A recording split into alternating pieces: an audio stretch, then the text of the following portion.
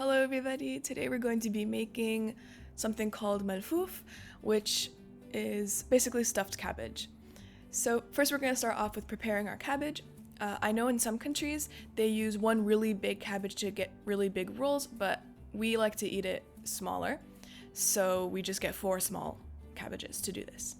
And what we're doing, or what my mom's doing here, is separating the leaves in hot water. So just place some water into a pot, keep it on low heat, just to make the separation process easier.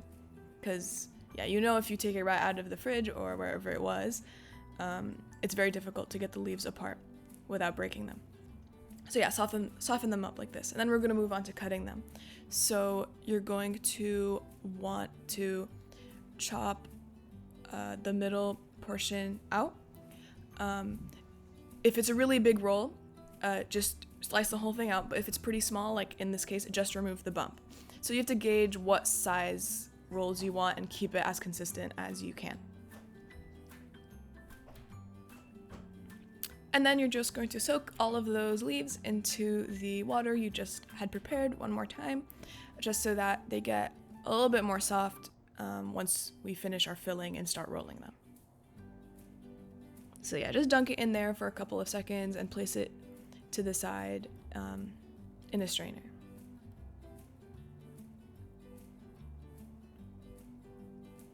And now we're going to move on to our filling. So you're going to start off with 4 cups of Egyptian rice, as well as 2 pounds of ground beef. And then you're going to add a tablespoon of salt,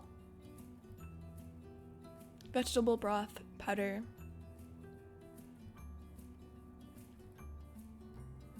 seven spices seasoning,